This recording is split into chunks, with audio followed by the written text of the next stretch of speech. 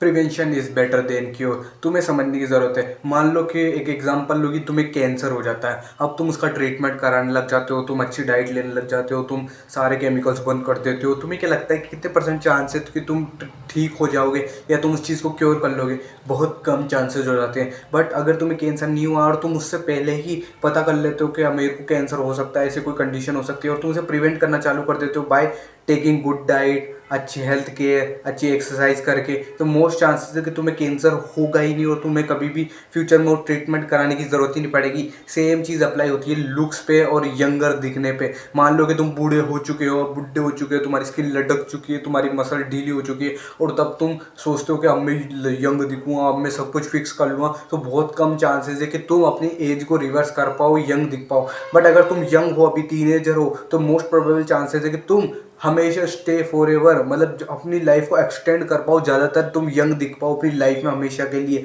अगर तुम एग्जांपल लोगे लियोनार्डो द कैप्रियो का, भाई वो बंदा अपने यंग एज में, अपने पीक ईयर्स में कितना अच्छा गुड लुकिंग दिखता था, पर देखो अपने 40s आते आते उसकी शक्ल कैसी हो गई है, वो बूढ़ा हो चुका है। अगर तुम भी उसके जैसा नहीं होना चाहते हो तो मेक श्योर मैं जो इन चीज़ें बताऊंगा उन्हें तुम फॉलो कर रहे हो। फर्स्ट नंबर का पॉइंट आता है स्लीप। देखो यार, तुम अगर 8 से 9 घंटे की स्लीप नहीं ले रहे हो तो इसकी वजह से होगा कि तुम्हारी बॉडी में कोर्टिजोल हाई होने लग जाएगा। What is कोर्टिजोल? कोर्टिजोल होता है स्ट्रेस का हार्मोन, और जब तुम्हारी बॉडी में स्ट्रेस बढ़ता है तो ये तुम्हारे स्किन के कोलेजन को डिस्ट्रॉय कर देता है। अब कोलेजन क्या होता है? तुम्हारी बॉडी में जो कोलेजन होता है वो एक ऐसा कंपाउंड होता है जो तुम्हारी स्किन की इलास्टिसिटी मेंटेन करके रखता है। मतलब अगर तुम्हारी स्किन ऐसी इलास्टिक है, बूढ़ों जैसी लटक नहीं रही है, इसका मतलब तुम्हारी बॉडी में कोलेजन हाई है, और यही तुम्हारी स्किन के लिए बहुत ज़्यादा इंपॉर्टेंट हो जाता है। तुम एक बच्चे की स्किन इमेजिन करो जो जन्म लेता है, उसकी स्किन कितनी ज़्यादा वाइट होती है, कितनी ज़्यादा इलास्टिक होती है, कितनी ज़्यादा क्यूट होती है। वेरीज तुम एक बुड्ढे को कंपेयर करो, उसकी स्किन लटकी हुई होती है, उसकी में जान नहीं रहती है, वो ग्लो भी नहीं कर रही होती क्योंकि उसकी बॉडी में कोलेजन लो होता है। वेरीज बच्चे की बॉडी में कोलेजन हाई रहता है। सो मेक श्योर तुम 8 to 9 आवर की स्लीप ले ही ले रहे हो। सेकंड नंबर का पॉइंट आता है रेजिस्टेंस ट्रेनिंग। अब यहाँ पर मैं कोई भी कार्डियो या वर्कआउट करने की नहीं कह रहा हूँ कि तुम लॉन्ग लॉन्ग रनिंग करो। हाँ, वो चीज़ तुम्हारी ब्यूटी या यूथ को प्रिजर्व करने में मदद करेगी, बट उससे भी ज़्यादा जो मदद करेगी वो है resistance training. What is resistance training? Like weight lifting, वजन उठाना, या पुशअप पुलअप स्क्वाट या कंपाउंड लिफ्ट्स करना, ये होती है रेजिस्टेंस ट्रेनिंग। अब तुम्हें एक कॉन्सेप्ट समझने की ज़रूरत है, मसल हाइपरट्रोफी और या मसल एट्रोफी। इसमें क्या होता है, तुम्हारी मसल लूज होने लग जाती है, ढीली पड़ने लग जाती है, कमजोर होने लग जाती है। क्यों? क्योंकि बॉडी में एक रूल चलता है, यूज इट और लूज इट। अगर तुम किसी मसल को यूज नहीं करोगे तो वो लूज करने लग जाएगी। जैसे मान लो मैं इस हाथ का इस्तेमाल नहीं करता हूँ, ऐसे ऐसे रखता हूँ, तो मेरा हाथ, एक काम कुछ सालों बाद ये हाथ सूख जाएगा, बिल्कुल काम करना बंद कर देगा, क्योंकि मैं इसका इस्तेमाल नहीं कर रहा हूँ। तो हाथ का कोई मसल्स का काम नहीं है। और शरीर एक बुद्धिमान जीव है, वो क्या करता है कि जो चीज़ काम की नहीं रहती उस पर एनर्जी वेस्ट ही करता है। इसलिए तुमने देखा होगा कि हमारे पूर्वजों की पूंछ थी, हमारे पूंछ नहीं, क्योंकि उसका काम नहीं था तो हमने उसे लूज कर दिया। सेम एज इट इज़ तुम्हारी बॉडी के साथ। अगर तुम अपनी बॉडी में मसल बिल्ड नहीं कर रहे हो, मतलब मसल रेजिस्टेंट ट्रेनिंग नहीं कर रहे हो, मसल को यूज़ नहीं कर रहे हो, तो लूज़ करना चालू कर जाएगी। तुम्हारी फेस की मसल लटक जाएगी, तुम्हारी यहाँ की मसल लटक जाएगी, तुम्हारे घुटने जवाब दे देंगे, चल नहीं पाओगे, तुम्हारी कमर जवाब दे देगी, क्योंकि तुमने अपनी मसल्स को ट्रेन ही नहीं किया। सो मेक श्योर तुम रेजिस्टेंट ट्रेनिंग कर रहे हो, मेक श्योर तुम वेट लिफ्टिंग तो कर ही रहो, वरना बुढ़ापे में तुम्हारे घुटने बोल जाएंगे और तुम्हारे चेहरा भी इतना ज़्यादा डाउनवर्ड हो जाएगा, इतना बूढ़ा हो जाएगा, क्योंकि शरीर और चेहरे का और दिमाग का सबका आपस में रिलेशन है। तुम अगर अंदर से अनहेल्दी होगे, अनफिट होगे, तो तुम्हारे चेहरे पे वो दिखेगा। और अगर तुम कोई भी एक्सरसाइज नहीं कर रहे हो, कार्डियो नहीं कर रहे हो, तो तुम मोटे हो जाओगे, क्योंकि तुम खाना तो खा रहे हो, बट तुम्हें पता ही नहीं है कि एक्सरसाइज भी करनी रहती है, फैट हो जाओगे। और देखना, कोई भी आदमी इस दुनिया में फैट जो होता है ना, वो कभी भी अच्छा नहीं लगता है। सो मेक श्योर तुम रेजिस्टेंस ट्रेनिंग करो, वेट लिफ्टिंग कर रहे हो या फिर वेट ट्रेनिंग कर रहे हो। थर्ड नंबर का पॉइंट आता है diet, and it is very very crucial. देखो यार, जिन बंदों को अभी भी कैलोरी सरप्लस के बारे में नहीं पता, मैंने नहीं जानता कि तुमसे बड़ा गधा कौन होगा जो कि इस एरा में भी कैलोरी सरप्लस के बारे में नहीं जानता।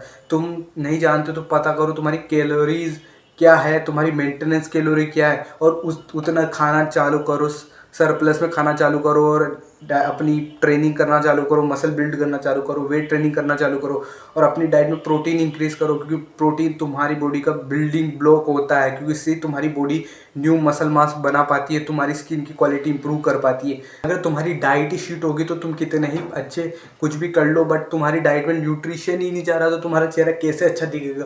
तुम्हारे बालों में अच्छा न्यूट्रिशन नहीं जा रहा तो तुम्हारे बाल झड़ने लग जाएंगे, तुम्हारे बाल सफ़ेद हो जाएंगे, और सेम एज इट इज़ तुम बूढ़े लगने लग जाओ। तो मेक श्योर तुम अपनी डाइट को फिक्स कर ही रहे हो, अच्छे न्यूट्रिशन, अपने विटामिन मिनरल्स माइक्रो मैक्रो सबको ट्रैक कर रहे हो और एक अच्छी डाइट अफोर्ड कर रहे हो। फोर्थ नंबर का पॉइंट आता है स्किन केयर। देखो यार, अब तुम यंग होने की बात कर रहे हो तो स्किन की तो बात कर लेते हैं, क्योंकि स्किन ही सबको यंग दिखाती है। एक बूढ़े की स्किन और एक यंग आदमी की स्किन में बहुत डिफरेंस होता है। सो मेक श्योर तुम स्किन केयर नहीं कर रहे हो, हाँ नहीं कर रहे हो, because most of the product जो इस मार्केट में है सब केमिकल से भरे हुए हैं और मुझे नहीं लगता कि तुम उतने एक्सपेंसिव स्किन केयर प्रोडक्ट्स को हायर खरीद पाओगे, अफोर्ड कर पाओगे जो कि हाई क्वालिटी के होते हैं। अगर कर सकते हो तो करो, बट ये चीप क्वालिटी के जिनमें एलोवेरा का जूस पड़ा होता है, ये रोजमेरी का ऑयल जने का होता है, ये फूलों के पत्तों का तेल होता है, जने के केसर होता है, बादाम होता है, ये फेक केमिकल्स को लगाना बंद करो। बिकॉज ये तुम्हारी स्किन को बढ़िया तो नहीं, तुम्हारी हेल्थ को बढ़िया तो नहीं करेंगे, डिस्ट्रॉय अलग कर देंगे। और तुम जितने भी सेलिब्रिटीज़ को देखते हो ना कि ये इसका प्रमोट कर रहे हैं, ये इस फेस वॉश को प्रमोट कर रहे हैं, वो खुद कोई फेस वॉश नहीं लगाते, जबकि वो उसके इंग्रेडिएंट्स को खुद कंज्यूम कर लेते हैं। अगर किसी फेस वॉश में दिखा रहा है उसमें स्ट्रॉबेरी, तो स्ट्रॉबेरी खा लेते हैं, उसको डाइजेस्ट कराते हैं अपनी बॉडी में, फिर वो निखर के आता है उनके चेहरे पे। तो तुम इस भ्रम में तो बिल्कुल मत रहने कि सेलिब्रिटी इस चीज़ को प्रमोट करते हो मतलब ये भी लगाते होगे, मतलब इनका चेहरा इतना अच्छा तो हमारा भी हो जाएगा। मेक श्योर तुम इस चीज़ की नॉलेज होगी कि कौन सा हेयर प्रोडक्ट अच्छा है, कौन सा फेस स्किन केयर प्रोडक्ट अच्छा है। पॉइंट आता है हेयर लाइन। देखो यार, तुम अपने हेयर्स को बिल्कुल इग्नोर मत करना, because hair's is men's makeup. अगर तुम्हारी रिसीडिंग हेयर लाइन है और तुम्हारे हेयर लाइन पीछे जाती है तो जितना ही पीछे जाती जाएगी उतना ही तुम्हें बूढ़ा दिखाती जाएगी, उतना तुम बूढ़े अंकल जैसे लगोगे। अगर तुम्हें रिसीडिंग हेयर लाइन है तो इंस्टेड ऑफ किसी यूट्यूबर की बात सुनने के भाई ये चूरन लगा ले, यहाँ पर मिर्ची घिस ले, यहाँ पर ये कर ले, यहाँ पर राइस वाटर लगा ले, सब ठीक हो जाएगा। इंस्टेड ऑफ दैट तुम डर्माटोलॉजिस्ट के पास जाओ, डॉक्टर के पास जाओ, क्योंकि उसने पढ़ाई ही उस पर की है ताकि लोग उसके पास आएँ, इलाज कराएं। तुम तो बेवकूफ़ बनते हो कि हम ये कर लेंगे, सब डॉक्टर के पास जाने से डरते हैं, बिकॉज वही रियल इलाज बताएगा। तुम क्या कर सकते हो, तुम माइनॉक्सिडिल अप्लाई कर सकते हो, तुम डर्मा रोलिंग कर सकते हो, but fix your hair line. अगर तुम्हारी हेयर लाइन जा रही है और लोगों को दिख रही है तो तुम कितने ही ये ऊपर वाले पेत्र लगा लो, तुम कभी भी यंग नहीं दिख सकते, क्योंकि यंग होने की पहचान ही है कि तुम्हारी फुल हेयर लाइन हो, तुम्हारे बाल अच्छे हो, क्योंकि यही जवानी की निशानी होती है। और लास्ट नंबर का जो एडिशनल पॉइंट मैं ऐड करना चाहूँगा वो है sunlight. Stay away from sunlight. अब तुम तो मेरे को बोलोगे भाई सनलाइट में विटामिन डी नहीं लगेगा क्या? अरे भाई चेहरे पे ही नहीं लेना रहता, पीठ पे भी ले सकते हो। अपने चेहरे को ढक लो, सूरत में बैठ जाओ उल्टी साइड करके, पीठ में बेस्ट एरिया होता है एब्जॉर्प्शन के लिए सनलाइट का, उधर लेट जाओ चेहरे पे डाल के और अपनी पीठ पे धूप पड़ने दो। तुम्हारे विटामिन डी इंपॉर्टेंट है, बट अगर तुम उसे चेहरे पे ले रहे हो, तेज धूप चेहरे पे ले रहे हो, तो तुम्हारी स्किन के कोलेजन को डिस्ट्रॉय भी कर सकती है फेस की, और तुम्हारा फेस पहले से ज़्यादा बूढ़ा हो सकता है। सो मेक श्योर तुम इस बात का ध्यान रख रहे हो। सो यही थी वीडियो। अगर इस वीडियो से कोई भी वैल्यू मिली हो तुम्हारी लाइफ पे तो इसे अपनी लाइफ पे जरूर अप्लाई करना। And don't be the weakest, become the strongest.